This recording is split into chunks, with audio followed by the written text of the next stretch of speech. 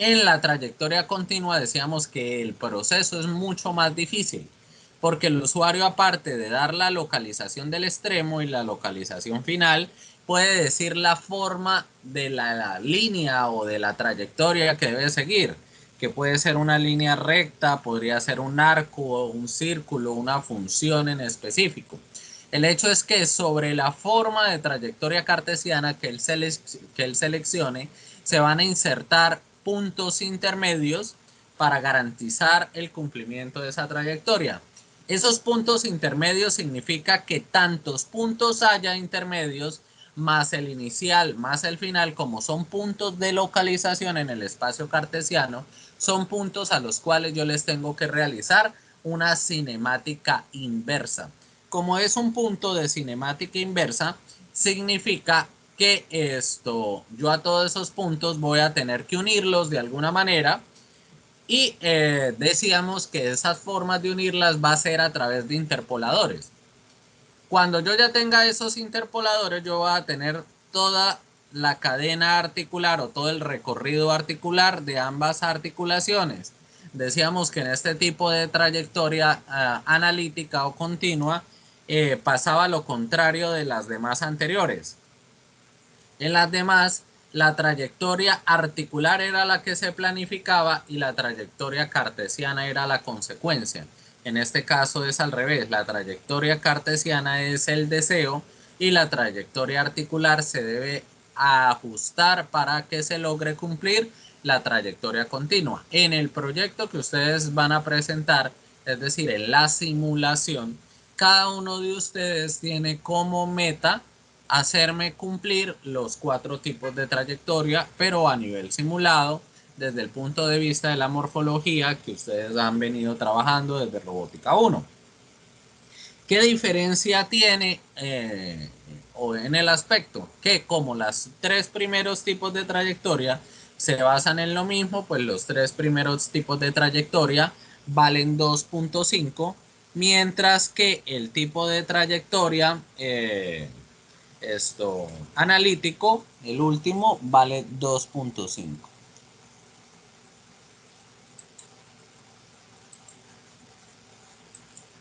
Entonces debemos tener en cuenta esos ajustes. Ahora, había algo que nos hace falta por decir. Si bien en los diferentes tipos de trayectoria, bien sea eje a eje, bien sea coordinada, bien sea isócrona, el procedimiento es similar, es decir,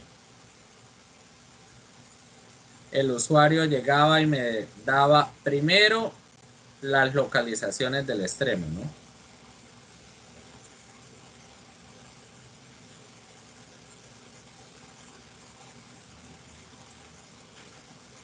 Iniciales y finales. Después de las localizaciones del extremo, yo hacía como un segundo paso macro, que era obtener las cinemáticas inversas, y a partir de estas cinemáticas inversas obtener los valores articulares iniciales y los valores articulares finales.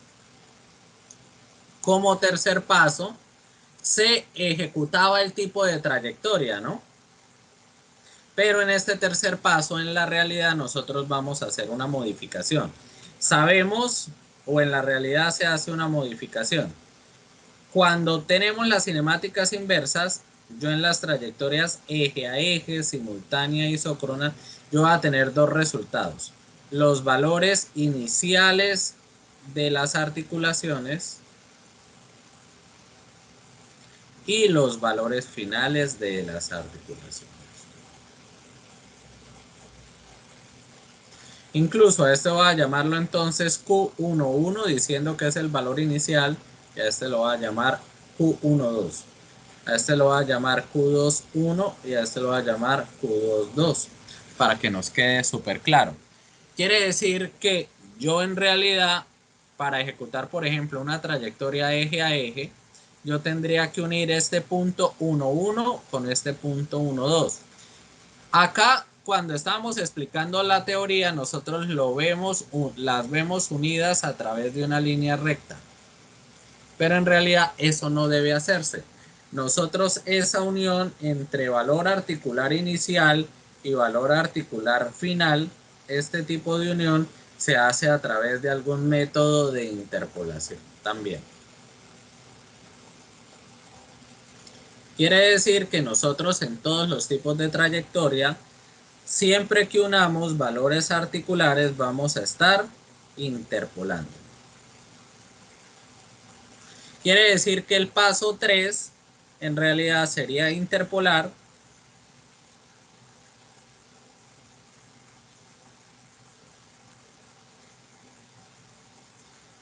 cuando usted ya tiene la interpolación, usted ya tiene las funciones en el tiempo que les va a unir los valores articulares iniciales con los finales, y entonces ahí sí vendría el paso 4, que sería someter a ejecución o ejecutar el tipo de trayectoria. Entonces, por lo menos si era eje a eje, usted mandaba a mover la primera articulación, después la segunda y así sucesivamente. Quiere decir que este algoritmo, esta secuencia de pasos, variaría dependiendo del tipo de trayectorias. Pero ahora el valor agregado que le estamos modificando, que no se había dicho antes, es que vamos a tener en cuenta que estos movimientos no van a ser en línea recta, sino van a ser interpolados. ¿Estamos claros hasta ahí? ¿Alguna duda al respecto? Profe, ¿qué línea o qué gráfica describiría entonces originalmente el movimiento sin interpolar? No le entiendo. ¿Qué? ¿Qué tipo de línea o de gráfica describiría sin interpolar en la Depende trayectoria? del tipo de interpolador que se use. Porque nosotros podemos usar varios tipos de interpoladores. Hay una gama extensa. Hay lo que se llaman los splines, que básicamente es poder crear cualquier polinomio de grado impar. Se pueden usar grado 3, grado 5, grado 7, grado 9. Quiere decir que podría crear diferentes curvas de diferentes formas. También se podría usar otro tipo de trayectoria que se llama interpolador trapezoidal. Y existen otros tipos de interpoladores, entre los que están los trigonométricos y también hay logarítmicos. Estos generalmente en robótica no se usan tanto. Nosotros vamos a usar los splines, enfocándonos en los splines cúbicos y los trapezoidales. ¿Por qué de los splines usamos solamente los cúbicos? Lo uno, porque interpolar una función de grado 3 es muy similar a la 5, a la 7, a la 8. Lo que cambiaría es a la 9, perdón, es la cantidad de parámetros. Y lo segundo, porque entre más parámetros yo le coloque al polinomio, más voy a agregarle coste computacional a la simulación. Y a mí no me interesa que ni la simulación ni el control cinemático tenga exceso en esto, en coste computacional, porque de por sí yo ya voy a tener un coste computacional bastante complejo, como para que yo en el proceso de interpolación pues le agregue más. Entonces, la respuesta es que eso difiere del tipo de interpolador que se use. Lo mismo pasaría acá, en la trayectoria continua, con la diferencia de que en el tipo de trayectoria continua el proceso es mucho más complejo y mucho más infinitesimal, porque recordemos cuál sería la lógica del asunto. Entonces, el usuario llega y coloca o aporta la localización inicial, aporta la localización final, y llega y dice, yo quiero unir esta localización inicial con esta localización final. Y le dice, yo quiero unirla con n puntos intermedios.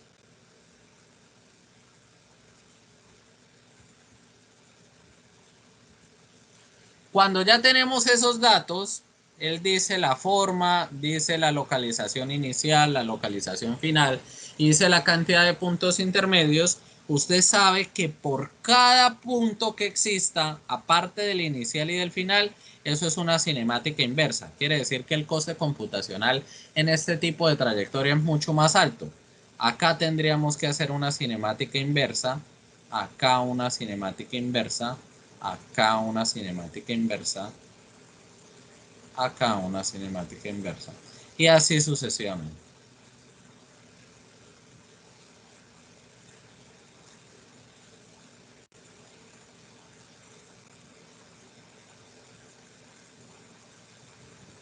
¿Listo? De estas cinemáticas inversas, de cada una de ellas, usted va a tener acá, vamos a trabajar con las tres primeras. Acá tengo la primera, la segunda y la tercera cinemática inversa. Se supone que cuando usted ya ejecute sus algoritmos de cinemática inversa, en cada caso, lo que va a estar haciendo es arrojándole las posiciones que debe adoptar el manipulador en Q1 y Q2 para que esa localización exista. Quiere decir que cuando usted tiene el resultado de una cinemática inversa, los valores que usted escoge de Q1 y Q2, ¿por qué digo de que escoge? Porque en este caso ya me interesa que la cinemática inversa me arroje un resultado por cada tipo de articulación. Un resultado por cada tipo de articulación. Quiere decir que si yo metiera este Q2 y este Q1 en la cinemática directa, me daría la localización inicial. Y lo mismo pasaría acá. Q1, Q2, me daría entonces el primer punto intermedio.